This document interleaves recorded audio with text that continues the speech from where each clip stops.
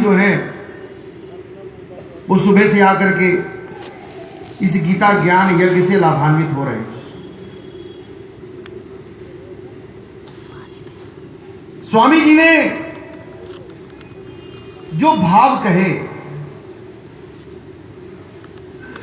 ज्ञान थोड़ा हो तो बोलने में सुगमता रहती है, लेकिन अगर आप ज्ञान से सराबोर होते हैं। अब स्वामी जी महाराज ने वेदों का अध्ययन किया, उपनिषदों का अध्ययन किया। जैसा कि उन्होंने कहा कि वेदों के अंत में जो ज्ञान प्राप्त करते हैं उसको वेदांत कहते हैं, और जिसने वेद नहीं पढ़े वो वेदांत को क्या समझेगा। और वेदांत को हम उपनिषद भी कहते हैं। बात वही घूम के आती है, जिसने वेद नहीं पढ़े वो उपनिषद क्या समझेगा। तो जिन्होंने वेदों का, उपनिषदों का, पुराणों का अध्ययन किया और इतने थोड़े समय में ये आपको इतना कुछ देना चाहते थे, तो कहीं कहीं इनको लगता था कि इनकी कोई बात छूट ना जाए। और यही प्रयास भगवान कृष्ण का कुरुक्षेत्र के मैदान में था कि कहीं कोई ऐसी बात छूट ना जाए कि अर्जुन जो है इस समय किम कर्तव्य विमूढ़ की स्थिति में फंसा हुआ, कि कार्पण्य दोषोपहत स्वभाव पृच्छामि त्वाम धर्म समूढ़ चेता। अर्जुन का प्रश्न ही यह है कि मैं आपसे धर्म के विषय में पूछता हूं। अब इस धर्म को लेकर के खास करके भारत को, कि धर्म शब्द जो है ये भारत भूमि की उपज है। बाकी लोग इसको रिलीजन बोलते हैं, और रिलीजन को हम संप्रदाय कहते हैं, और संप्रदाय का जो अर्थ होता है वो किसी विशेष श्रद्धा भावना से होता है। लेकिन यहां धर्म जो है ये आपको आस्था के रूप में परिभाषित नहीं किया गया। यहां अर्जुन ये पूछ रहे हैं कि मुझे युद्ध करना चाहिए कि नहीं करना चाहिए। पृच्छामि त्वाम धर्म समूढ़ चेता यच्छ्रेयस्या निश्चितम ब्रूहि तन्मे। जो श्रेष्ठ और निश्चित साधन हो, शिष्यस्ते हम साधिमाम त्वाम प्रपन्ना। मैं आपका शिष्य हूं, मैं आपकी शरण में आया हूं, मुझे ज्ञान दीजिए। अब एक साधारण व्यक्ति जब धर्म की बात आती है तो उसकी समझ में यह नहीं आता कि मैं धर्म का विषय कहां से शुरू करूं। ये भगवान ही हैं जिन्होंने अर्जुन को सबसे पहले आत्मा की सत्ता का बोध कराया, और यह ज्ञान का बीज है। अब सर्वत्र आत्मा की सत्ता तो है। जब तक आत्मा शरीर में है तो आप है, आत्मा चली गई, लेकिन जीव को अपने ही अस्तित्व का ज्ञान नहीं है। यह सबसे बड़ी बात है कि जिससे जीव की सत्ता है, जीव को उसी का ज्ञान नहीं है कि किसकी सत्ता से वो बोल रहा है, किसकी सत्ता से वो चल रहा है, किसकी सत्ता से वो सोच रहा है। और यही हमारा सबसे बड़ा भ्रम है।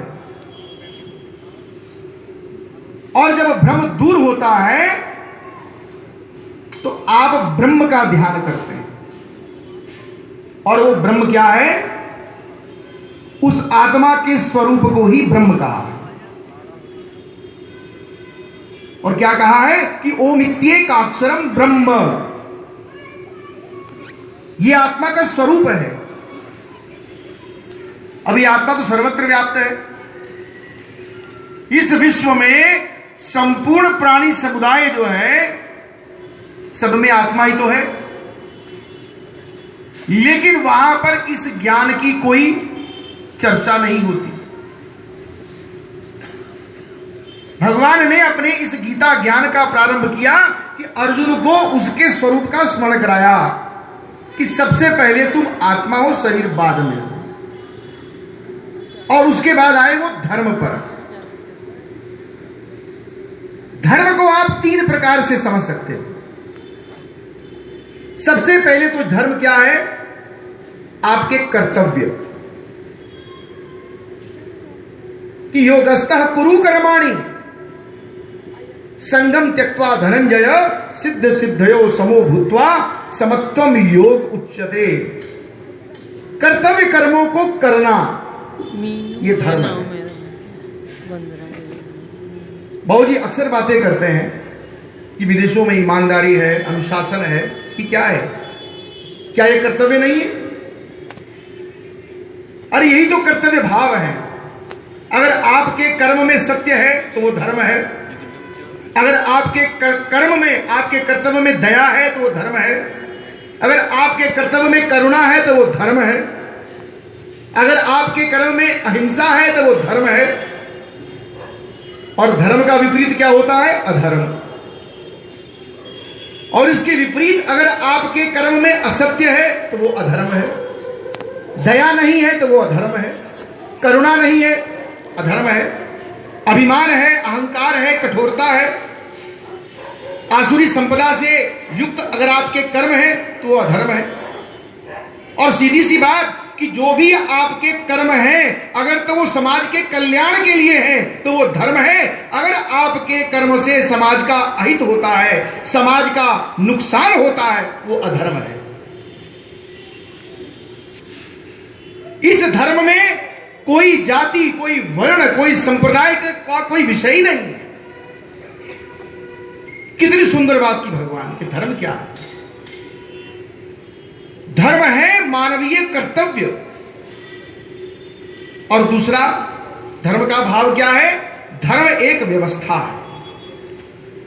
जो लोग इस व्यवस्था को मानते हैं, हम ये मानते हैं कि वो धर्म पर चलते हैं, कि वो मानवीय समाज को बचाने के लिए प्रयासरत हैं। सर्वभूत हिते रतः, जो सर्वभूत प्राणियों के कल्याण में लगा हुआ है, किसी भी भाव से। अब स्वामी जी कह रहे हैं कि गीता का यज्ञ इतना सरल है कि जैसे कर्म कांड में कहा है कि बिना धन के यज्ञ नहीं होता। अब पंडित जी के पास जाओ, यज्ञ कराना है तो पंडित जी 1000-1500 की सूची बना देंगे, तो आदमी सोचेगा 1000-1500 पहले उसकी व्यवस्था की जाए, यज्ञ समिधा औषधि उसको इकट्ठा किया जाए, फिर पंडित जी महाराज की दक्षिणा। तो कुछ लोग इस यज्ञ से फिर बैठना पड़ेगा। लेकिन भगवान ने भगवद गीता में इतने यज्ञ बतला दिए कि अगर आप कान से अच्छा सुनते हैं तो वो यज्ञ है, अगर आप अपनी आंख से संतों का, भगवान का दर्शन करते हैं तो वो यज्ञ है, आप किसी दीन दुखी बेसहारा की मदद करते हैं तो वो यज्ञ है। केवल यज्ञ मंडप में बैठ करके नहीं होता, हर वो कर्म जो समाज के कल्याण के लिए किया जाए वो धर्म है, ऐसा गीता कहती है। लेकिन हमें वर्ष में केवल एक बार सिर्फ गीता जयंती पर ही भगवद गीता सुनने का अवसर प्राप्त होता है, इन संत महात्माओं के दर्शन प्राप्त करने का सौभाग्य प्राप्त होता है। क्या हम यह आवश्यकता महसूस नहीं करते कि ऐसा गीता ज्ञान यज्ञ नित्य प्रति होना चाहिए? हो सकता है आप अपने घरों में गीता को स्थापित करें। नित्य गीता केवल एक व्यक्ति घर का गीता पढ़े ऐसा नहीं, परिवार का हर सदस्य जो है भगवद गीता पढ़े, उसमें ऐसे वैदिक सनातन संस्कारों का, मानवीय संस्कारों का सृजन हो, और ऐसे मानवीय संस्कारों से सृजित जो ऊर्जा है उसको समाज के उत्थान के लिए लगाए, तब वो आपका कर्म जो है वो धर्म बन जाएगा। हम समाज में क्या देखते हैं इस समय भ्रष्टाचार, अनीति, अन्याय, माताओं के साथ दुर्व्यवहार, अपने परिवार के वृद्धों के साथ दुर्व्यवहार, हमारी बहनों के साथ समाज में दुर्व्यवहार, और क्या होते हैं? केवल धरने, प्रदर्शन, लेकिन हमने अपनी उस नैतिक ज्ञान को धारण करने के लिए अभी कोई नीति नहीं बनाई। गीता कहती है कि यत्र योगेश्वरः कृष्णो यत्र पार्थो धनुर्धर, जहां भगवान कृष्ण है, जहां अर्जुन है, तत्र श्रीर्विजयो भूतृ ध्रुव नीतिर्मतिर्मम, वहां नीति है। हमने शब्द सुन लिया राजनीति। अब नीति का अर्थ कोई जानता है क्या? नीति बहुत जगह प्रयोग होती है, समाज नीति, राजनीति, धर्म नीति। नीति का अर्थ यह होता है कि किसी भी कार्य को करने की सही दिशा, सही ढंग, उसको नीति बोलते हैं। किसी भी कार्य को सही ढंग से करने की कला जो है उसको नीति। इसलिए राज तो है, नीति नहीं है, इसलिए राजनीति। अब नीति है कहां?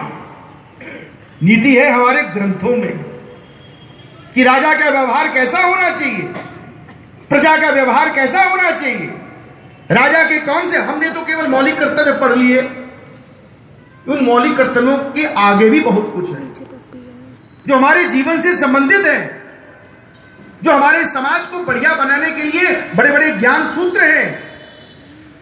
गीता का समत्व भाव, गीता का निष्काम कर्म योग, ये राष्ट्र के उत्थान के लिए दो ऐसे महत्वपूर्ण ज्ञान सूत्र हैं। अगर राष्ट्र इनको माने, अगर चले, और इन संत महात्माओं की, हम ये कहते हैं कि संत महात्माओं, आज हमारे नगर में संत महात्माओं को ठहराने के लिए कोई व्यवस्था नहीं। मुझे दुख के साथ कहना पड़ता है।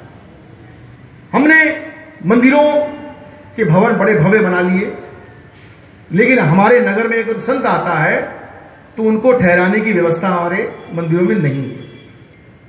चलिए, मैं इस बात को छोड़ता हूं, लेकिन आज ये दिन है कि हम अपनी सनातन संस्कृति, परंपरा, मान्यताएं, उनको स्मरण रखें।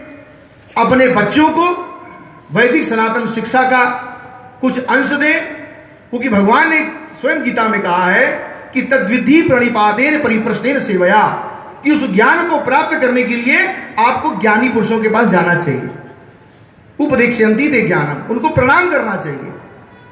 और उपदेक्षयन्ति ते ज्ञानम ज्ञानिनस्तत्व दर्शना, तब वो तत्व ज्ञानी जो है। और अर्जुन ने भी ऐसा किया, अर्जुन ने भगवान कृष्ण को अपना गुरु माना कि शिष्य स्तेहम साधिमाम त्वाम प्रपन्नम, कि मैं आपका शिष्य हूं, मैं आपकी शरण में आया हूं, आप मुझे ज्ञान दीजिए। और देव द्विज गुरु प्राज्ञ पूजनम सात्विक तप उच्चते, देवता द्विज गुरु प्राज्ञ, इनका पूजन जो है इसको सात्विक तप कहा गया है। ये जो संसार में है, भगवान ने, आप कहते हैं कि गीता में केवल ज्ञान इसका प्रभाव नहीं है, इस संसार में जो कुछ भी आप देख रहे हैं ये 3 गुणों से युक्त है। ये भगवान की त्रिगुणात्मिका माया है। अगर तो आप ज्ञान सभा में बैठे हुए हैं तो आप सत्व गुण में बैठे हुए हैं, और अगर आप सांसारिक कार्यों में लगे हुए हैं तो आप रजोगुण में, और यही काम धंधा छोड़ करके बेकार बैठे हुए हैं, छोड़ो क्या करना है, ये तमोगुण है। यज्ञ, दान, तप, अगर ये कार्य हम अपनी मान बढ़ाई प्रतिष्ठा के लिए करते हैं, इस यज्ञ दान तप को कहा है कि ये रजोगुणी यज्ञ है, इसको रजोगुणी यज्ञ कहा है। अगर आप दान करते हैं अपनी प्रतिष्ठा के लिए, अपने मान के लिए, अपनी बढ़ाई के लिए, इसको रजोगुणी। लेकिन सत्वगुणी दान कौन सा है?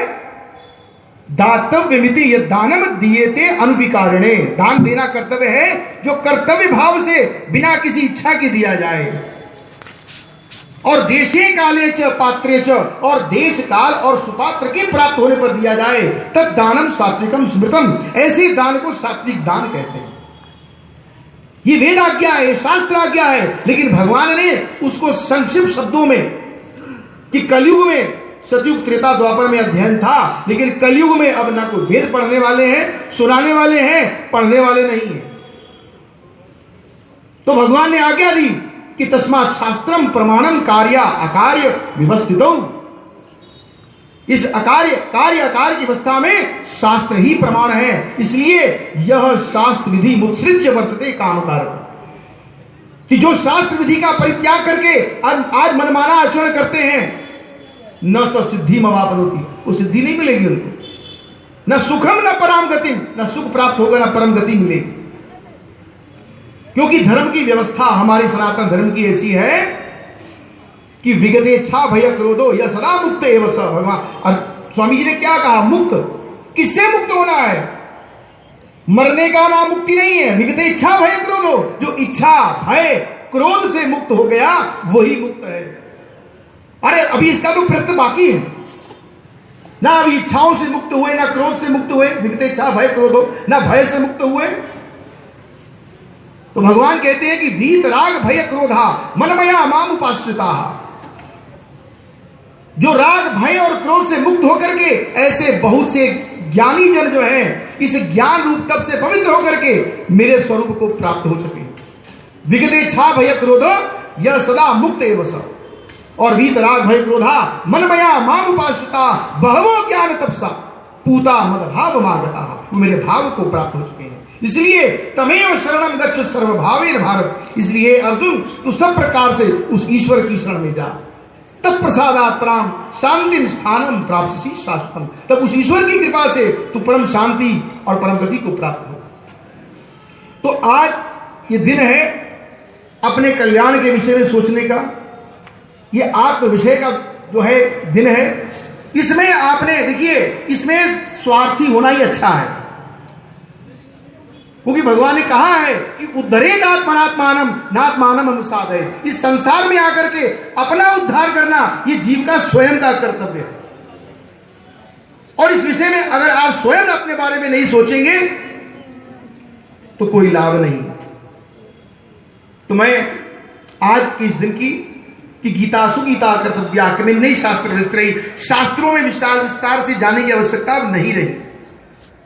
अब शास्त्रों में विस्तार से जानने की हम ये ग्रंथ पढ़ लें, वो ग्रंथ पढ़ लें, कोई आवश्यकता नहीं है कि किमिन्नई शास्त्र विस्तरई, क्योंकि या स्वयं पद्मनाभस्य मुख पद्मात् विस्तृता। ये गीता साक्षात नारायण के मुखारविंद से निकली हुई है। जैसे मैंने आपसे कहा कि वेदों का प्राकट्य हुआ ब्रह्मा जी से, ब्रह्मा जी का प्राकट्य हुआ भगवान विष्णु की नाभि से, लेकिन भगवत गीता का प्राकट्य हुआ भगवान के मुखारविंद से।